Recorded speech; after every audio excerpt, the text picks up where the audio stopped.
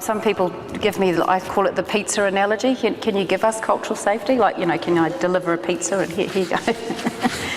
I suppose because New Zealand went through its own protest movement, there was some protests, some mistakes were made. There were students that were at times failed the cultural safety component of their nursing degree and weren't allowed to progress, and that's a huge no-no because nobody fails cultural safety. You may have to re-sit it and reflect and something like that. And so there was a lot of media attention in New Zealand when it first came out, and it did go to ministerial inquiry and some real awful images and cartoons around where the New Zealand nurses being made to learn ceremonies as opposed to knowing how to put in an IV into a patient. So there was all that sort of hysteria around the cultural components of care were overriding the safety, the physical safety part.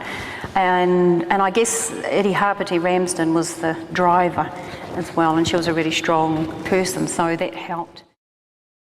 But you do need your champions, I think, to drive it. And it was only a small core team of nurse educators that worked on cultural safety in the Christchurch Polytechnic School of Nursing.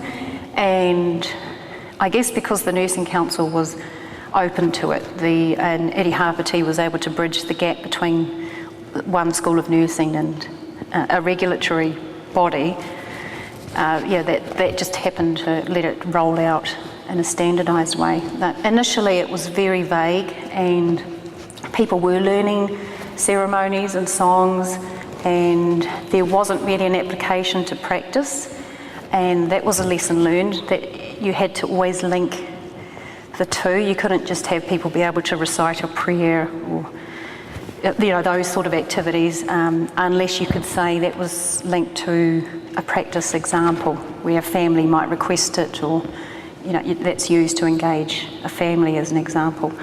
There were quite a few turbulent events that brought it about, but it just needed a core team, like I said, the Nursing Council of New Zealand, because we're small enough, we can have that. And so you do need your champions in key strategic positions, and I understand here in parts of Australia they have wanted to roll out the cultural safety in different curriculums. My experience in Sydney was that there was a New Zealander that went to a certain school of nursing, and she had a senior position, and she just said to the whole faculty, we're going to have cultural safety, and nobody got given any key messages around it, and so there was this real resistance. What do we have to have this for? And propaganda, we're being forced to do something. And so because it was a New Zealand concept as well, there's an Australian New Zealand thing that it was like, why do we have to do this sort of thing? And so unfortunately they had a Bachelor of Nursing curriculum review, and the cultural safety component was suspended because there wasn't enough pedagogy. Where is she? Pedagogy. It wasn't really enough conversation around, why should we have cultural safety? And so they hadn't contextualised it to their setting. I think they tried to do the takeaway model of let's just implant it here without the thinking around it. Yeah. Right, so I don't know if you folks are familiar with the National Aboriginal Health Organisation's Cultural Competency Guide. Yep. Yep. Yes. Thank you. Okay. Well, it's a great document. I encourage you all to read it. I don't think it's in draft because it's the year is Rochelle 2005 or 5, something like that. And if people could access it somehow, couldn't they? Yeah. And I just think it's a great document because it's incorporating cultural safety from New Zealand as well as cultural competency, and it acknowledges all the key groups that reside here in Canada. Is that a fair summation, or do you want to say anything? No, okay, yep. And so I've had a read of the document, and I think, yeah, it's something that already exists here, and I think people have put a lot of time and effort into developing it, so I would encourage people to use that as a key document for implementing cultural safety wherever they are, instead of perhaps looking at New Zealand examples, because I think the integration is great in this document. And I've just made some comments here. I think the alignment with cultural safety, the context in New Zealand is quite spooky because the shared colonial history that we have, it really does bring through key themes that I'm sure you're all familiar with that come about because of colonisation. And it does make the statement that it's an evolving document and it's living, and that's the same with cultural safety. It started in the late 1980s, but there's been a progression over time with the concept, and I think that's wonderful. And this document does make a distinction between transcultural or multicultural care, which providers of healthcare give treatment to patients regardless of their difference. So I don't know if you're familiar with the transcultural theories with Madeline Leininger, with an anthropology background, and she pioneered cultural care in the 1950s when the World War II was over, and there was a change in the population in the US, and there were a lot more immigrant cultures receiving care, especially children in the US. And with her nursing and anthropology background, Madeline Leininger, to her credit, started the whole theorising around cultural care, and she developed a sunrise model which does consider people's cultures, and she went pretty much around the whole world with her anthropology lens, and found information that different cultures have with their health practices, and that was seen as the main thought on cross-cultural care in health, or in nursing anyway. And little old New Zealand came along with Irihāpiti Ramsden and challenged those thoughts, and some of the challenges that came through was that cultural safety was regardful of people's differences, and the argument was that transcultural nursing isn't always regardful of that difference. And I think the key difference between the two is cultural safety does use a lot of sociology, as I said, a lot of looking at power dynamics between the nurse and the patient. And I thought it was interesting, the statement that's in the document saying that cultural safety is considered an outcome of culturally competent care. And I just put there, what is the evidence? Because it doesn't quote any literature or research around that. So I just thought that was an interesting statement, because my personal view is that cultural safety and cultural competent care are actually not the same, but other people say that it's actually two sides of the same coin.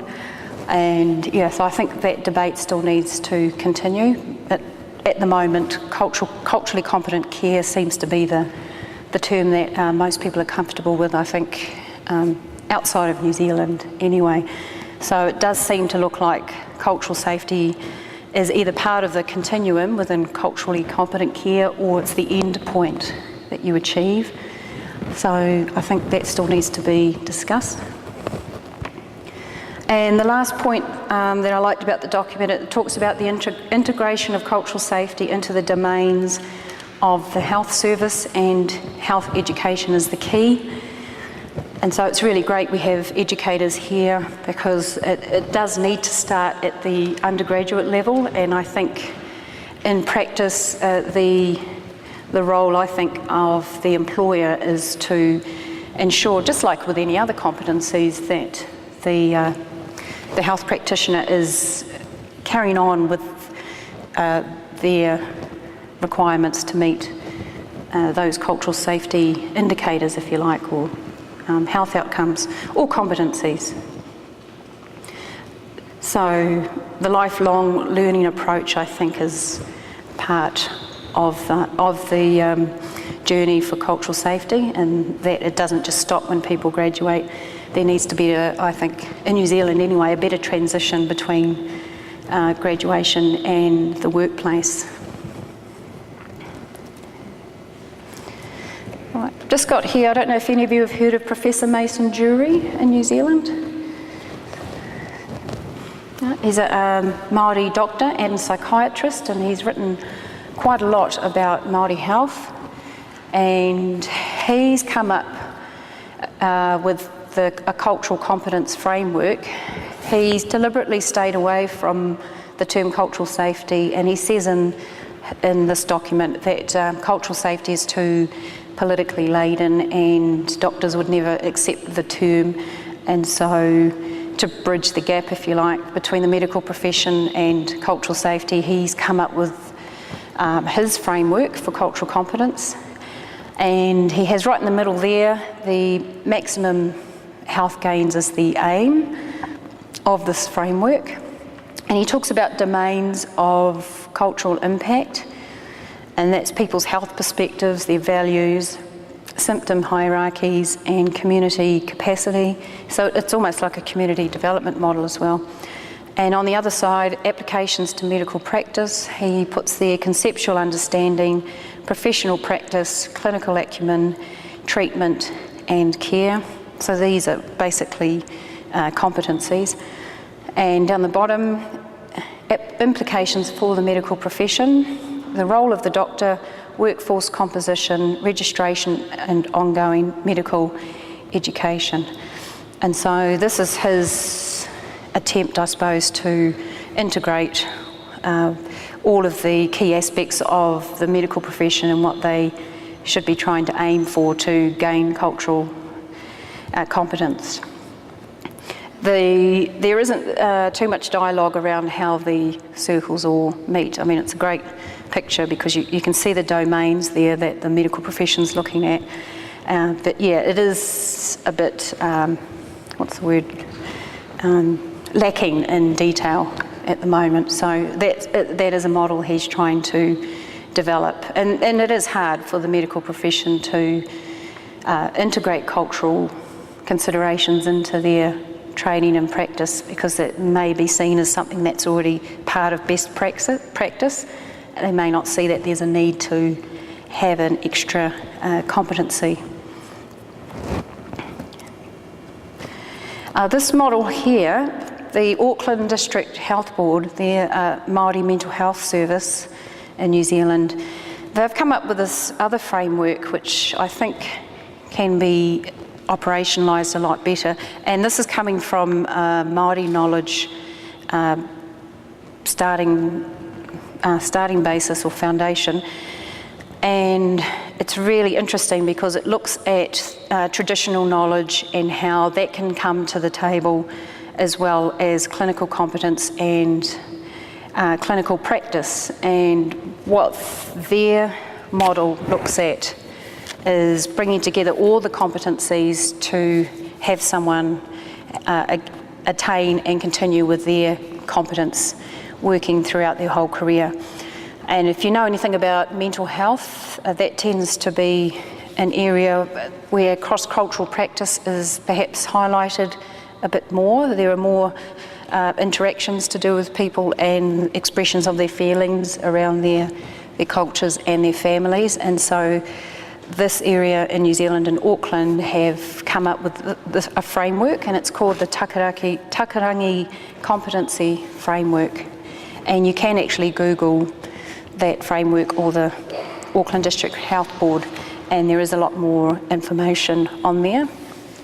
And what they've done is that they have come up with key indicators for their staff in mental health, working predominantly with Māori patients, to be able to integrate all of the competencies together. And they've used clinical knowledge and clinical practice. That they've kind of separated the two, because they found in mental health people may have a lot of knowledge about things, but how they implement that with a cultural lens, if you like, can be a lot harder to demonstrate. And so they've developed really good indicators around how to demonstrate cultural competence in that setting. So I thought I'd just share that with you. That's another model there. The next session now I'd like to share with you is how cultural safety can be applied to research, and also Indigenous knowledge being applied to research as well. Okay, I've spent some time on ethics committees in New Zealand. We had, back in the 1950s, what's called the unfortunate experiment. It's kind of the equivalent of America's Nuremberg trials, if you like, but not as extreme, where a medical research team were wanting to look at cervical cancer, and there were a whole bunch of newborn baby girls in Auckland Hospital that, without the mother's knowledge, had smears taken of the babies when they were just born. And there was this longitudinal study that was a real secret in terms of watching how these young women grew into women, and the women didn't know they were in a research project, and they used to go and get yearly smears, and they didn't know what that was for. They were just told this is a regular thing. And over time, some of the women developed cervical cancer and died. And in the late 1980s, it came about that these women were involved in this research project without knowing, and some of the women died without being offered any intervention for their cancer.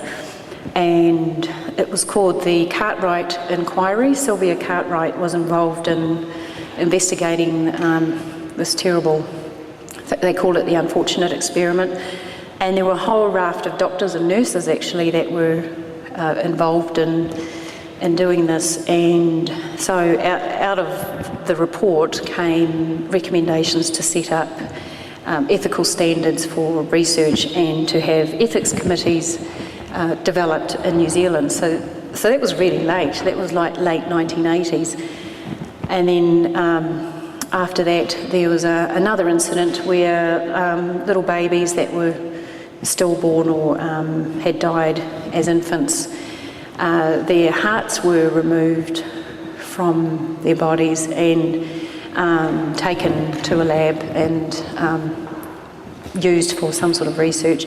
And the family weren't told that this had occurred. And in the early 1990s, this came out that they call it the heart babies case came out, where again people were doing research without telling the families, and the hearts eventually got returned back to the families and buried, next to the babies. And so in New Zealand, we've still got these terrible things happening quite in recent times in terms of gaining informed consent and telling people that, their rights to be involved in research. And so the reason I'm giving you these horror stories is to share with you that the good thing that's come about is in New Zealand you have to, and it's the same here no doubt, that if you want to conduct any research gaining personal information from people, you have to apply to an ethics committee.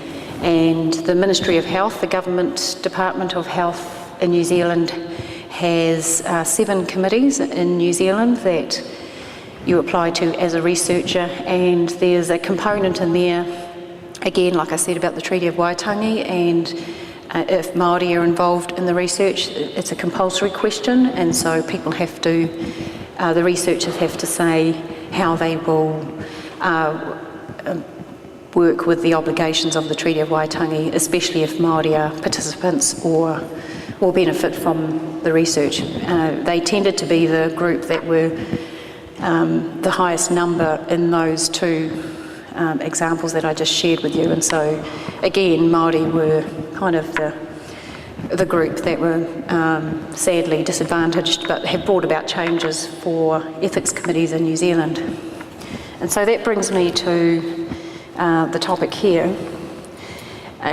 and this is probably something that most of you are familiar with, what I found when involved with research in New Zealand, I'm on a couple of ethics committees, and what I've found is that there's two different judgments that get made when committees are receiving research applications, and they tend to be around, we're looking at this issue objectively or subjectively. And so what I mean by that is, are the ethical judgments being looked at with an application to the extent that no one can say that anything is wrong with it, or are there other things that we need to consider, like context? And so the argument is that anything ethical is subjective. You actually can't say in an ethics committee, oh, that's an objective ruling, if you like, because things have come to ethics for a reason, and it's usually because we need to look at things like informed consent's the big one, and plain language around people opting in to be part of a research project, and those sort of things. And we do have lots of lively debates. And moving on from that is whether we're looking at absolute rules, meaning things happen all the time, everywhere, to everybody, so it doesn't matter what you say, there are absolute right and wrongs that shouldn't happen. And so in ethics, it's like informed consent. You always have to have informed consent. There's no debate on that. Or is it a relative issue?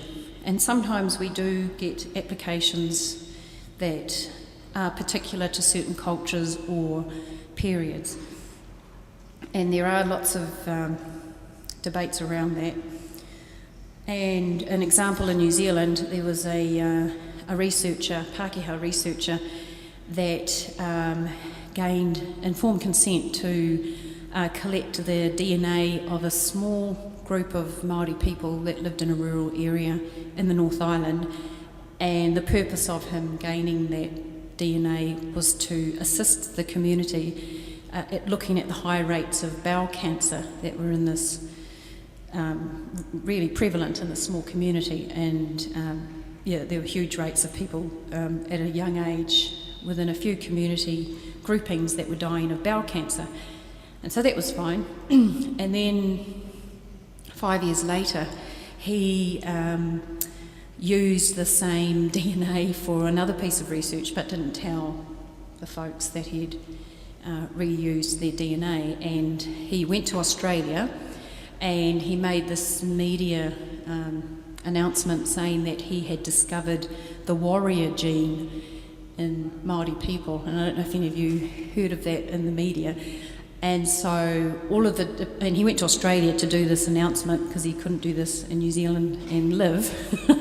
And so his application actually came to the committee I'm on, and 5 years earlier, and we thought it was kind of unusual that he was being asked to do this research, and it turned out that he was married to someone in that community, so he had the faith of that community to do the research.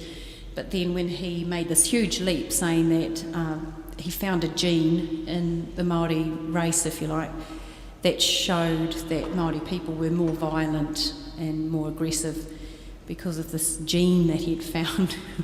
And there was huge outrage, and cut a long story short, he no longer he's blacklisted from any funding rounds that might be happening in New Zealand, and he only used this small sample of like 50 people in this one community, and he didn't gain informed consent to reuse the DNA for another purpose. And he just made this, we just couldn't believe it. This was only like 3 years ago.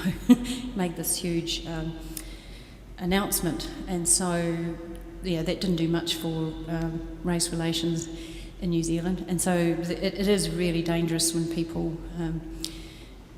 come to have access to people's DNA, and that's a real lesson for us in New Zealand, because we are quite trusting of researchers, and we think, oh no, that's okay.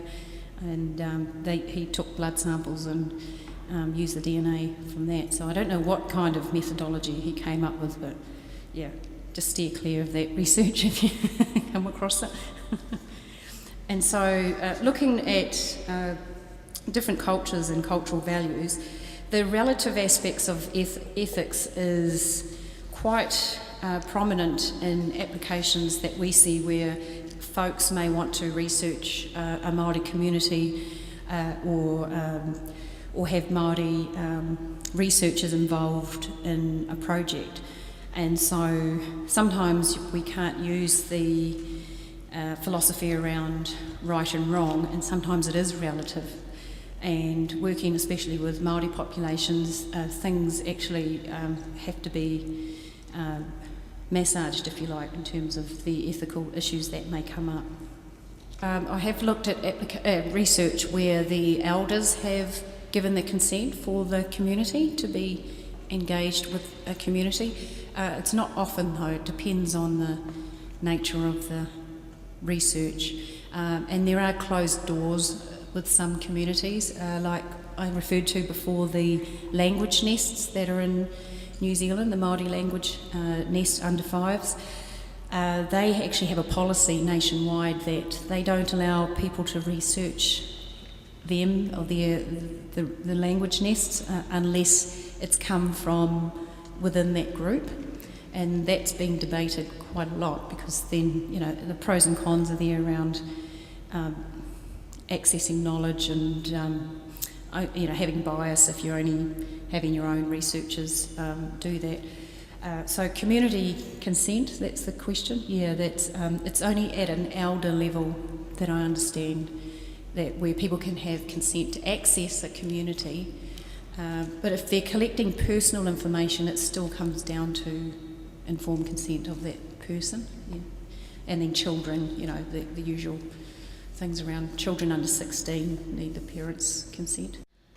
In New Zealand, you have different tribal groups and tribal authorities, and in my region, if somebody wants to do some research in the area and they want tribal kind of sign-off to do the research, the tribal authority will only engage with that research if 50% of the participants and above are Māori, and so they don't sort of give that authority if Māori are not actually a significant number in the research. So that's an interesting take from them. They're seeing that there is value in having high participation of Māori people in research activity, and so that tends to be what a lot of the tribal authorities say, like, we won't just sign it off, but we want to ensure our people are involved. So it's kind of the reverse of trying to engage a community where the authorities say yes, but they have to be at least 50% of the participants. Yeah, so that's interesting. Yeah.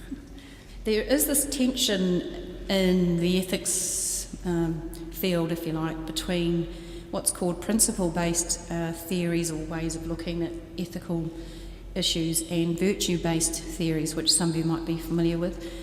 And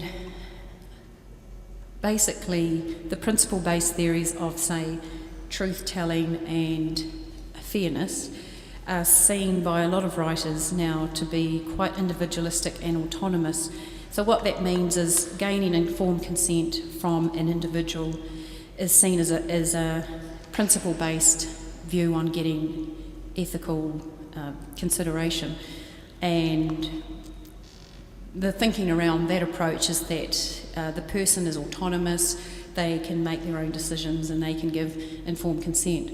And so leading into what was just asked, for Māori researchers, they come more from a virtue-based theoretical approach in terms of sense of duty or kindness and community values.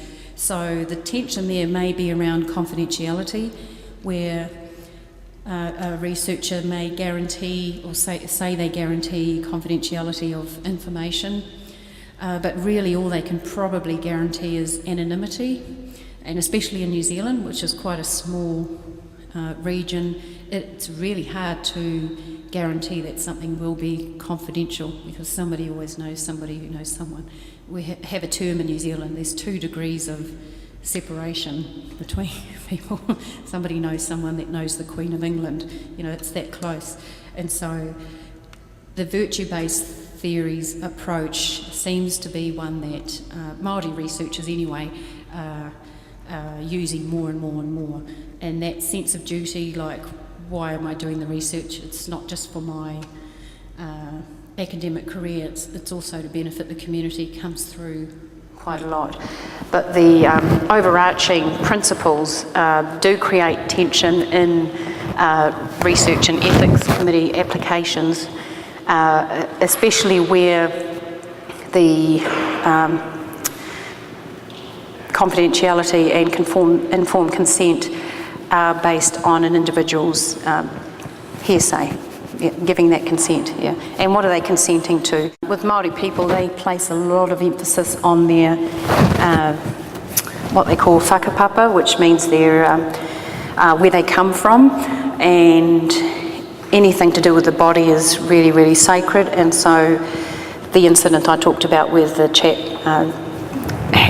took the blood samples from that small community has really reignited people's beliefs around being careful in terms of what they give to researchers, because that's a real lesson that's been learnt in terms of what's happening to their blood or anything to do with their bodies or fluids.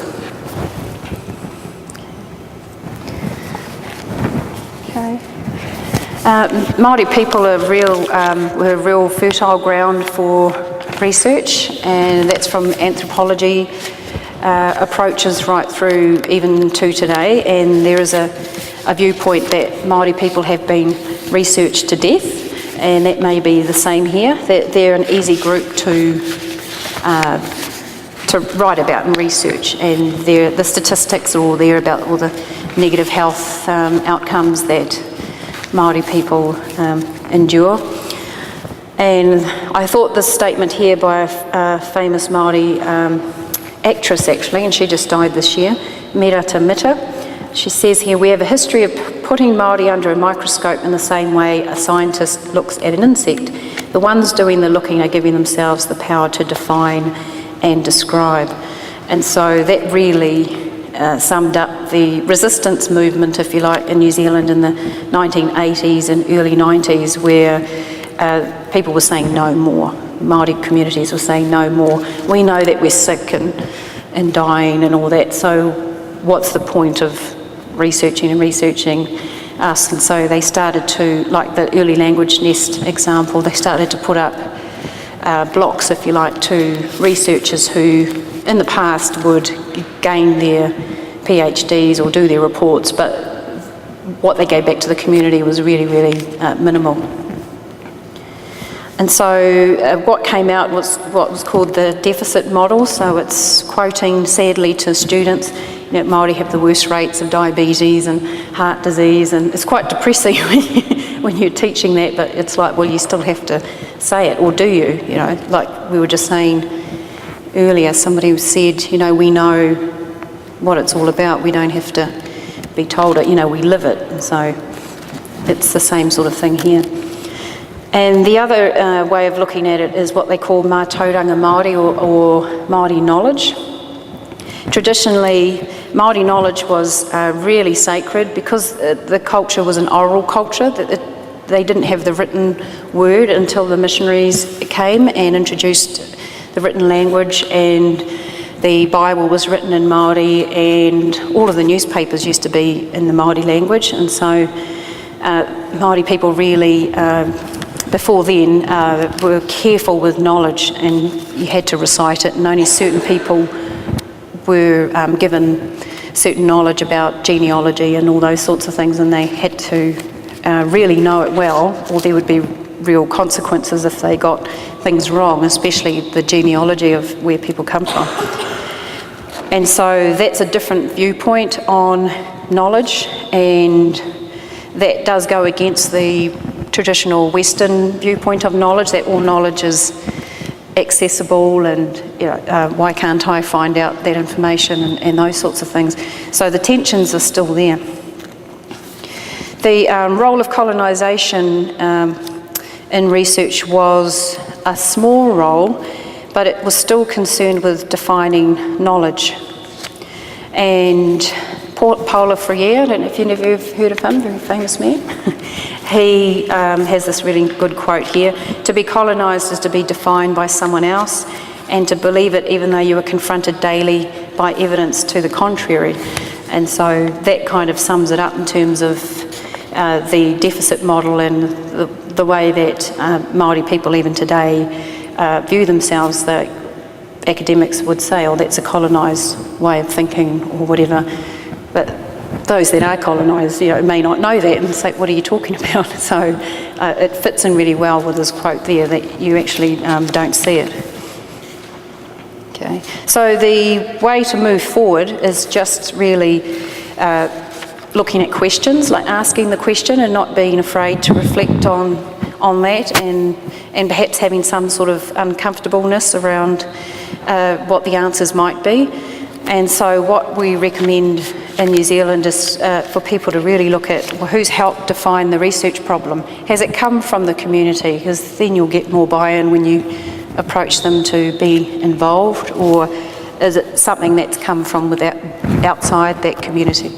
It does make it easier if it's come from within. And for whom is the study worthy and relevant, and who says so? Is it something we think's a great idea, or who's really saying it is a good idea? And which cultural group will be the one to gain new knowledge from the study? And that's a really important question, because it may end up becoming a report that sits in the library and gets all dusty, or is it real worthy research that's going to change the lives of the community? To whom is the researcher accountable? That's important to make that clear right up front, especially if you're using researchers that are from that community, perhaps Indigenous, Métis researchers who perhaps are learning the ropes around research. So there may be tensions between their loyalties with that community as well as the university, and that really just needs to be acknowledged. Like, it is what it is. I think you can't gloss over it or try and force those research assistants to choose sides. I think it needs to be reflected on as part of regular supervision of the research. All researchers have an inherent right to knowledge and truth. That was what I just said before, and so getting out of that mindset's a good idea. This is a New Zealand 1988 Cartwright inquiry. That's the one that I said started off the whole ethics review in New Zealand. And back to power again. Recognising the power relationships, the researcher will have more power most of the time over the participants. And being able to thread cultural safety throughout the research question, design, delivery, analysis and presentation. A lot of the time cultural safety or the Treaty of Waitangi can be seen as an appendage, so it's just this extra thing you have to do to get it through the ethics committee, and it's really not a good way to go. If it can be seen as part of the whole process, then your outcomes will actually be more efficient. You won't have to go back and revisit areas if you didn't consult with people. And as I said, in New Zealand, having Māori as data collectors is great. It actually doesn't matter if the research is coming or being sponsored, if you like, from outside a community, because if you build the capability and capacity of Māori as data collectors or research assistants, then that can only be a good thing, and so obviously that would be something that you would do here as well. And be informed about the issues of concern to the group. There are a lot of naive researchers out there that can be quite judgmental without realising it, especially going into people's homes, and in my opinion they really need to be prepped on what to expect if they're interviewing people in their own environment. And so remembering you're not there to look at how clean the house is or whatever, you're there for another reason. And so especially with newer researchers, that can be something that's overlooked, but it's still important to have the person comfortable enough to engage with the researcher. Out of the chapter 7 in my book, the two authors here have put up a real nice simple quadrant. I thought that's kind of a neat little checklist to see how things are going if you do want to have cultural safety implemented into a research project. And they look at the different dimensions, so we have physical safety and emotional safety, and then they've looked at the researchers and the participants and they've numbered them.